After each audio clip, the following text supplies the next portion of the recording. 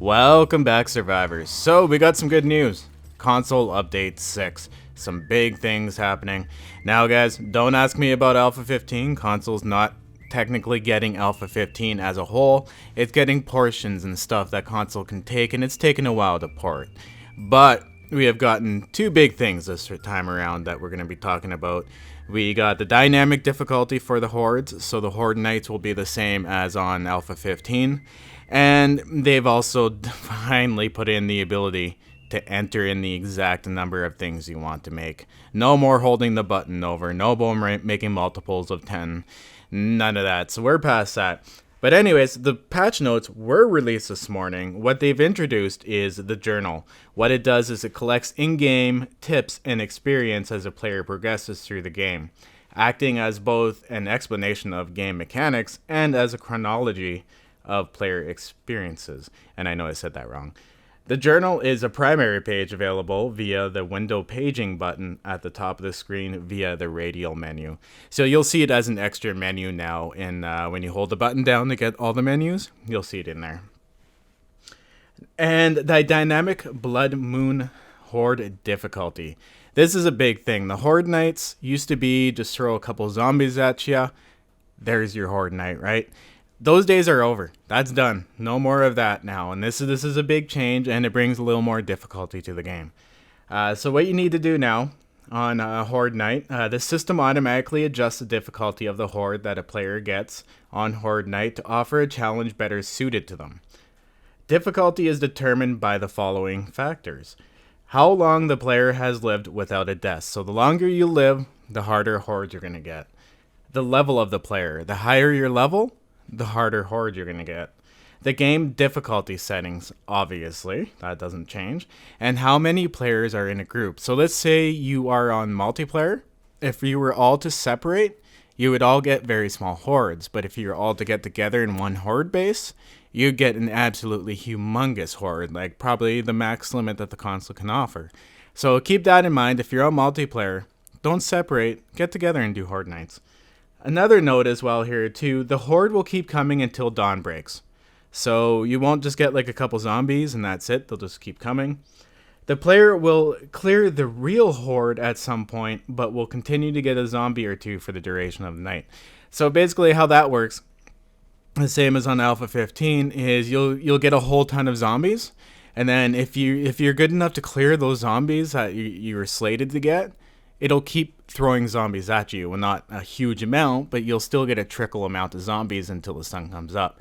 So gone are the days of running off and dumping your Horde Knight, which really sucks because now Castle Miranda is going to have an interruption every 7 days. But that's okay because I can't wait to do another console Horde video with a Horde Knight like this. I'm actually really, really excited to do that. Now, container sorting provides an option to automatically stack all stackable items and move like items together in a given container to clean up messy inventories. That is really, really nice.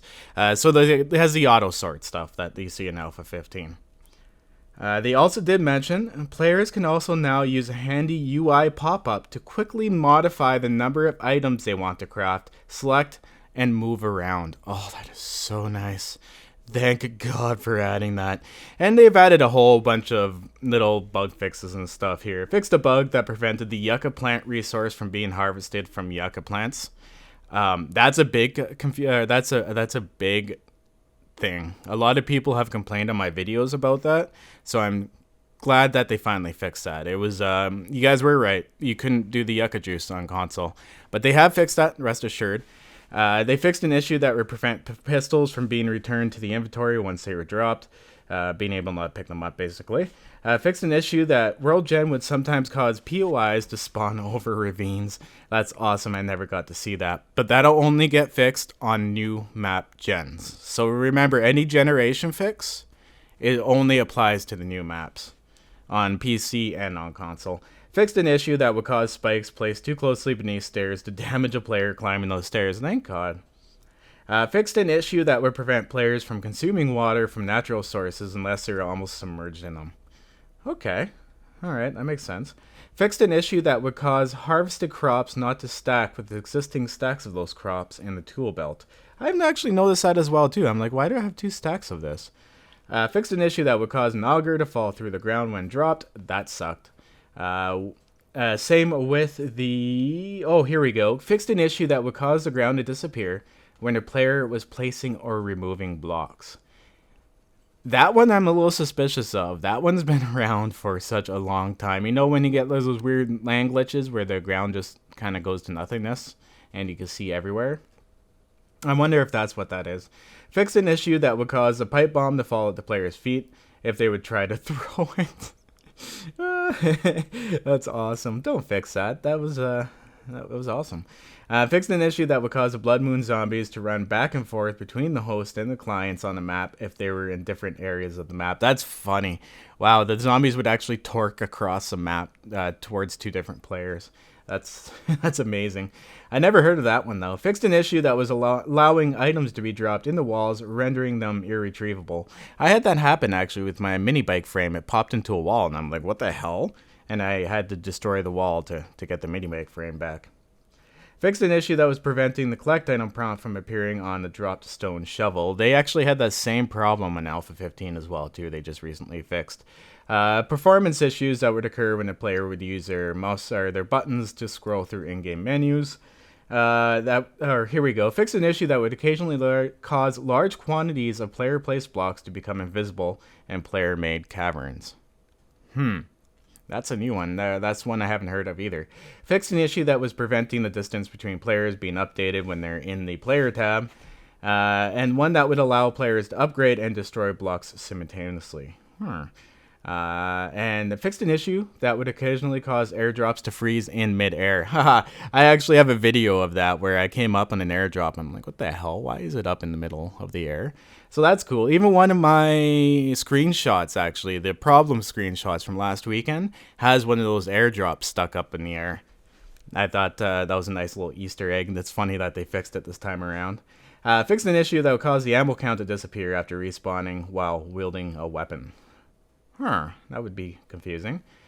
Fix an issue that would cause a max stamina and health values to be different from one another when the player would consume meat stew. I noticed that as well too every once in a while, but it would fix itself when I would log back in. Fixed an issue that caused cemeteries to occasionally spawn above ground instead of on it. Nice. Nothing like a floating cemetery.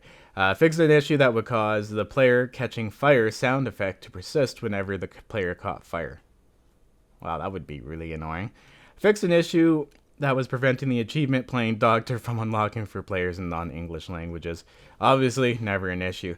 Fixed a crash that would sometimes occur when a player would attempt to strike certain blocks. Alright, cool. So that's basically it, guys. But it is a big update considering that they did put the dynamic Horde in. That's a huge step. Changing Horde Night is a big thing. And we can finally select the number of things we want to build. Now, I know this isn't Alpha 15, and please, guys, don't ask me in the comments when is console getting Alpha 15. They're not you won't get Alpha 15 as Alpha 15 is on PC. You'll get aspects of it. They need to balance the game so that they don't force you to wipe all your stuff in order to play it again. They can't do that because there is no true Alpha state on PS4s. So this is not something that they can do. So it takes a while to port this stuff over and find the balance without having to make you wipe. On PC, they just say, fuck you, you gotta wipe your shit and start anew. So PC users are used to dealing with it, but console users not so much. So keep that in mind. The differences between Alpha from between PC and console. And I mean, the only things you guys are really missing from Alpha 15 is combining stuff, which is nice, but not a big issue. Traders, which are cool, but not a big issue. Everything else pretty much lines up, except for some new building blocks and everything.